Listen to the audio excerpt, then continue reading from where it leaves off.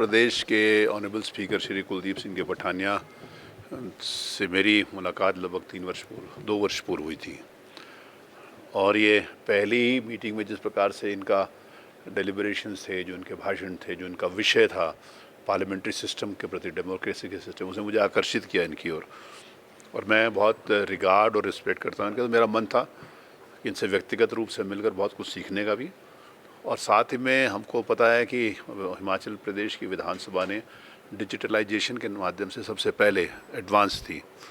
तो मेरा मन होता है कि हर जगह हम बेस्ट प्रैक्टिसेस एक दूसरे से सीख कर आएँ। आज डेमोक्रेटिक सिस्टम के अंतर्गत हमारे को बहुत बड़ा विशाल बहुत बड़ा काम करना है कि अनफॉर्चुनेटली देश की आज़ादी के बाद जो लेजिस्लेशन था उसकी एक सैगिंग इमेज से होगी। लेजिस्लेशन जिसको पहले नंबर के ऊपर होना चाहिए, क्योंकि कॉन्स्टिट्यूशन ने हमारे जो 3 प्रमुख डेमोक्रेसी के पिलर्स बनाए हैं, लेजिस्लेशन पहले नंबर पे था, फिर जुडिशरी है, एग्जीक्यूटिव है। हम तीनों के साथ एक दूसरे कंपैरिजन नहीं हो सकता। सबकी अपनी अपनी ड्यूटीज़ हैं और सबके अपने अपने राइट्स हैं, कॉन्स्टिट्यूशन में डिफाइंड है। लेकिन अनफॉर्चुनेटली विगत कुछ दशकों में पूरे देश के अंतर्गत विधानसभा और विधायिका की एक इमेज डाउन होती गई, एक डिस्कनेक्ट सा हो गया था पब्लिक के बीच में। इलेक्टेड पब्लिक रिप्रेजेंटेटिव के प्रति जो सम्मान होना चाहिए था उसमें कहीं ना कहीं कमी आई। मैंने और आदरणीय पठानिया जी ने और बहुत कुछ अन्य स्पीकर्स जो वरिष्ठ हैं उन लोगों के साथ आपस में बैठकर बातचीत की। हमारे कहा कि कुछ व्यक्ति अच्छे और ख़राब हो सकते हैं, लेकिन इंस्टीट्यूशंस का सम्मान हमेशा बना रहना चाहिए और उस इंस्टीट्यूशंस का सम्मान बनाने के लिए स्वाभाविक रूप से व्यक्तियों को आगे आना पड़ेगा। उस ओर हम लोग कुछ समय से काम कर रहे हैं और मुझे इस बात की प्रसन्नता है कि जो उत्तर प्रदेश की, जैसे मैं उत्तर प्रदेश के परिप्रेक्ष्य में इस बात को कहूँ कि आज से कुछ साल पहले उत्तर प्रदेश की गिनती होती थी कि वहाँ पर अपराधी हैं, पढ़े लिखे लोग नहीं हैं, जाति की बात होती थी। लेकिन आज सौभाग्य से उत्तर प्रदेश की गिनती उसमें नहीं होती। उत्तर प्रदेश की गिनती इसमें होती है कि वहाँ पर पढ़े लिखे लोग हैं। मैं उदाहरण के लिए बताना चाहता हूँ कि हमारे 403 मेंबर्स की असेंबली में हमारे पास 18 डॉक्टर्स हैं जो मेडिकल फैकल्टीज़ हैं, MBBS, MD, MS। हमारे पास 17 मैनेजमेंट की पीपल हैं, MBA, BBA। हमारे पास 15 टेक्निकली क्वालिफाइड लोग हैं। हमारे पास 15 PhD हैं। हमारे 85 लॉ ग्रेजुएट्स हैं और विभिन्न विधाओं के लोग हैं। तो जिस समय ये मैसेज पब्लिक के बीच में जाना चाहिए कि जिनको आप चुनते हैं, जिनके प्रति जिम्मेवारी है प्रदेश की जनता के संरक्षण की, उनके हितों का ध्यान रखने के लिए, उनके विकास की, उनकी इमेज कैसी हो। अगर पहले से ही हम ये बात मान लेंगे अगर वही अच्छे नहीं है तो हम अच्छा रिजल्ट उसमें से नहीं देख सकते। तो आज मेरे लिए सौभाग्य की बात है कि श्री पठानिया जी, ऑनरेबल स्पीकर हिमाचल प्रदेश, इनका जो व्यक्तित्व है उसमें से भी बहुत कुछ सीखने को मिलता है। तो मैं यहाँ पर आज उपस्थित हूँ। मैंने यहाँ की विधानसभा को देखा, कुछ चीज़ें हैं जो मैंने सुझाव दिया कि आपको यहाँ पर लगानी चाहिए और कुछ चीज़ें हैं जो मैं यहाँ से सीख कर जाऊँगा, क्योंकि सीखने के लिए for knowledge sky is the limit. आप रोज़ नई नई चीज़ें सीख सकते हो। तो मेरे लिए सौभाग्य की बात है कि मैं आज हिमाचल प्रदेश की विधानसभा में ऑनरेबल स्पीकर साहब के साथ बैठकर कुछ विधायी चर्चा करेंगे, कुछ डेमोक्रेटिक सिस्टम के ऊपर और नया हम क्या कर सकते हैं। क्योंकि आज से मैंने पूरी रूल बुक बदली। हमारी रूल बुक 1958 की थी। अब 58 में जो रेलिवेंसी थी आज नहीं है। आज हर चीज़ बहुत बदली हुई है। तो मैंने अपनी रूल बुक चेंज करी। 65 सालों के बाद रूल बुक चेंज करी। तो नए रूल्स की कैसे आवश्यकता है, नई टेक्नोलॉजी के साथ हमारे को कैसे अलाइन करना है, उसके साथ समन्वय कैसे बनाना है, ये बहुत महत्वपूर्ण बात है।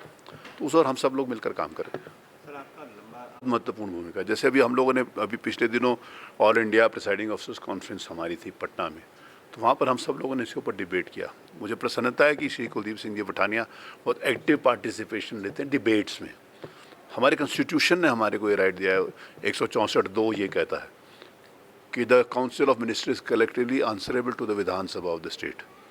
तो जिस समय collective responsibility council of ministers की होती है, वो विधानसभा के प्रति आंसरेबल हैं, तो उसको स्पीकर ने उनके प्रति आंसरेबल बनाना चाहिए। और मैं इस बात को कहता हूँ कि assembly is the master of its own rules procedures and speaker is the authority of it. संविधान में भी इस बात का कहीं भी नहीं लिखा गया विधानसभा कैसे चलेगी, कैसे होगी। उन्होंने छोड़ दिया था समय काल और परिस्थितियों के हिसाब से चुने हुए लोग अपने हिसाब से विधानसभा को चलाएंगे और विधानसभा जो चलेगी उसके जो अथॉरिटी है, फाइनल अथॉरिटी है, वो स्पीकर हैं।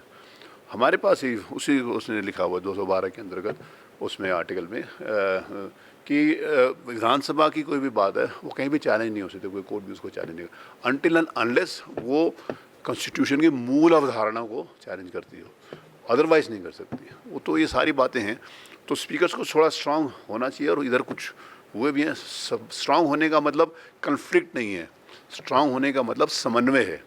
समन्वय सरकार में, एग्जीक्यूटिव में, लेजिस्लेचर में, विधायिका में और जुडिशरी में। मैंने कहा सबके अपने अपनी जिम्मेवारी, सबको अपनी अपनी सीमा में एक दूसरे का सम्मान और आदर करते हुए हम काम करेंगे, तभी लोकतंत्र मजबूत होगा। मैं शुभकामनाएं देना चाहता हूं अपनी सारी बहनों को, और अंतर्राष्ट्रीय महिला दिवस में महिलाओं का सम्मान। अभी जैसे अभी मैं और आदरणीय पठानिया जी, अभी हम लोग CPA की कॉन्फ्रेंस में अभी सिडनी गए थे, तो वहाँ पर भी ये पूरे देश और दुनिया का, केवल हिंदुस्तान का और कुछ स्टेट का विषय नहीं है, इंटरनेशनल स्तर के ऊपर जिस प्रकार से महिलाओं को सम्मान मिलना चाहिए। बहुत सारे ऐसे देश हैं जहाँ आज भी वुमेन्स को वोट देने का राइट नहीं है। हमारे देश में तो जिस दिन हमारा संविधान बना था उस दिन से राइट था। बहुत सारे आज भी ऐसे देश हैं जहाँ पर वुमेन्स का उतनी बराबरी का नहीं है। कुछ ऐसे देश हैं जिसकी बात की जाती है, लेकिन हम फिर भी बहुत एडवांस हैं, हमारा देश बहुत एडवांस है, जहाँ पर नारी का सम्मान किया गया, जहाँ पर नारी के प्रति एक देवी के रूप में उसको देखा गया और हमेशा अग्रणीय स्थान उसको दिया गया। तो आज महिला दिवस है, तो मैं इस देश में और पूरी दुनिया भर में महिलाओं को बहुत बहुत शुभकामनाएं देता हूँ कि उनके नेतृत्व में, मैं इस बात को कहता हूँ कि कभी भी किसी एक सक्सेसफुल मैन की बात करी जाए तो कहता है, कहा जाता है कि behind every successful man there is a successful women. तो ये बड़ी पुरानी कहावत है। तो फिर मैं इसको देखता हूँ कि behind every successful man is a successful women. कोई सर वो लोग वुमेन नहीं कहते, सक्सेसफुल वुमेन। तो सक्सेसफुल वुमेन बिहाइंड कहाँ है, वो साथ में क्यों नहीं खड़ी हो सकती और आगे क्यों नहीं चल सकती? सक्सेसफुल वुमेन तब होगी जब हमारे साथ चले और हम उसके साथ